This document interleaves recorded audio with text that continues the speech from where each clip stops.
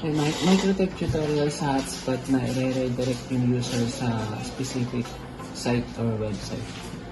So, dito sa MikroTik, open natin yung files. Kunin natin yung alogin.html.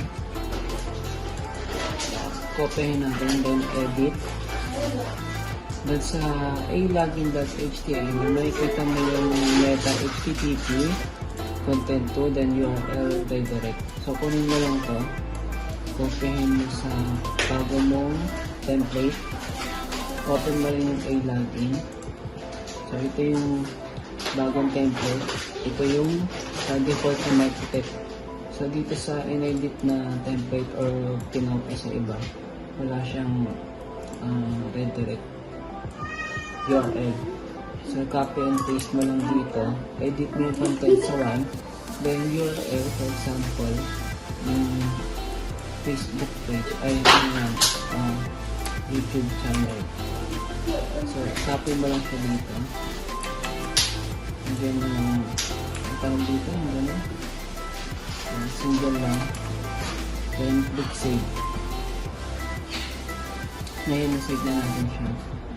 Lalagay natin yung bagong template.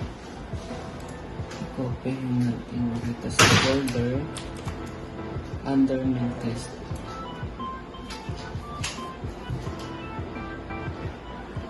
Nakopy na siya para maging effective yung clear cache naman muna or flash cache. Ngayon, gawa tayo ng user. Gamit natin mikmon. So, add user 1R then 10.1H for testing purposes lang. Then QR.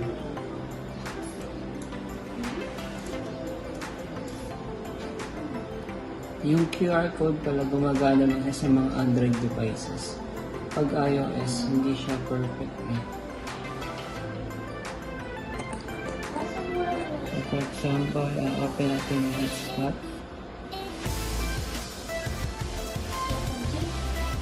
Okay. Malalabas yung sign in to Wi-Fi network. Ay, nawala.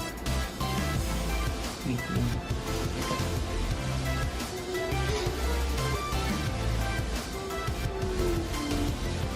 Yan. And then, dito sa modified template, ready na siya. Login, pwedeng self-sign up. Pero sa self-sign up, gamit ang Telegram. Then, scan QR code ni Mikmon. Wait lang kung ito. Dapat automatic siya magla-login. Tapos magre-redirect siya sa page. So, yun. Working naman siya ngayon. Yung mga nagsabi na hindi working. So, dati kasi method nila, ganun. So, ngayon, iba na yata. Hindi ko alam kung bakit hindi na gumagana.